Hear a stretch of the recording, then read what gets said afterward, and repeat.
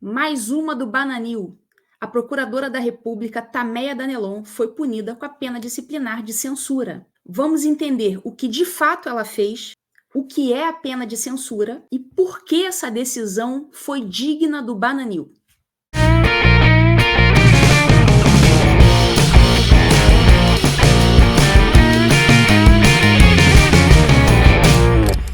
Bom, para começar, eu advirto que eu não tive acesso à decisão, a decisão é sigilosa, então eu vou ter que me basear no que diz a imprensa. Eu me baseei aqui numa reportagem do Poder 360. Então, para começar, vocês precisam saber que quem aplicou a decisão não foi o Conselho Nacional do Ministério Público, mas sim o Conselho Superior do Ministério Público Federal, que é um órgão interno do MPF, enquanto o CNMP é um órgão externo. Então, a reportagem fala o seguinte: segundo a maioria do Conselho, Danelon violou o decoro do cargo ao participar de entrevistas e eventos onde opinou sobre processos em andamento no STF e criticou decisões de ministros. Calma, vamos falar sobre isso. Aí prossegue aqui.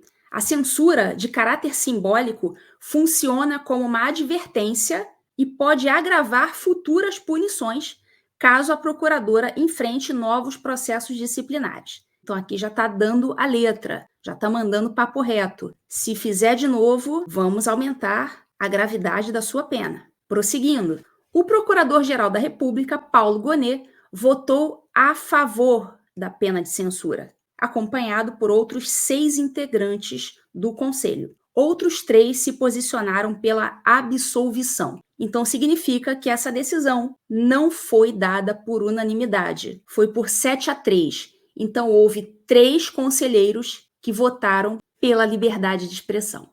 A defesa de Danelon alegou durante a sessão que suas declarações estavam dentro dos limites da sua liberdade de expressão e que ela não manifestou posições partidárias. No entanto, o Conselho concluiu que as declarações ultrapassaram os limites aceitáveis para alguém em sua posição. O que é a pena de censura?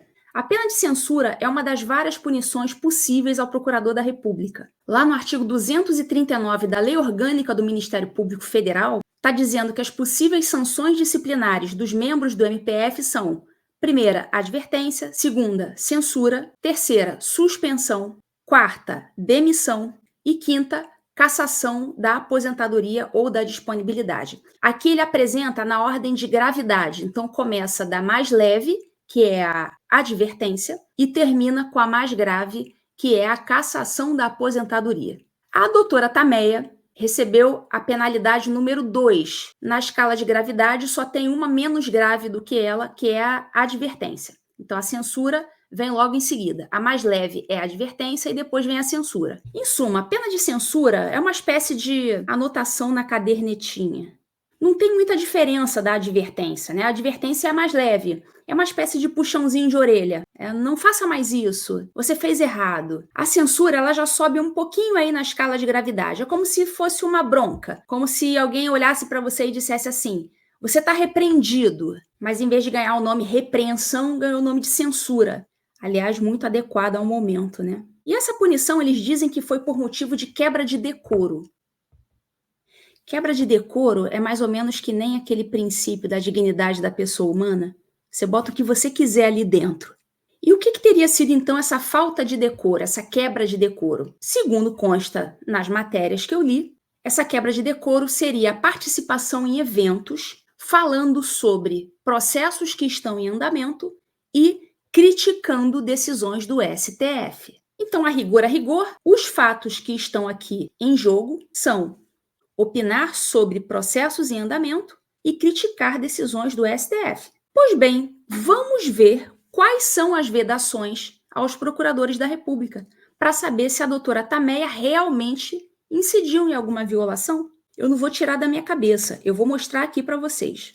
Vamos começar por ela, Constituição Federal. O que será que a Constituição diz sobre as vedações aos procuradores da República? Está lá no artigo 128.2. São vedados: 1. Receber a qualquer título e sob qualquer pretexto honorários, percentagens ou custas processuais. Foi isso que ela fez? Vamos para o número 2. É vedado exercer a advocacia. Ela advogou? 3. É vedado participar de sociedade comercial na forma da lei. Ela exerceu empresa? 4. Exercer, ainda que em disponibilidade, qualquer outra função pública, salvo uma de magistério. Ela estava exercendo alguma outra função pública? 5ª, exercer atividade político-partidária. Ela se filiou a algum partido político? Ela se manifestou a favor ou contra algum candidato, liderança política? Você poderia até argumentar que ela possa ter falado alguma vez contra o Lula. Só que você tem que ter em mente que ela, como procuradora da República, pode falar sobre os processos em que ela atuou e pode opinar sobre esses processos. E no caso, o Lula era um réu em um desses processos sobre o qual ela estava opinando. Então, quando ela fala do Lula, ela não está exercendo uma atividade político-partidária, mas apenas comentando sobre direito penal e processo penal nos casos em que o Lula foi réu.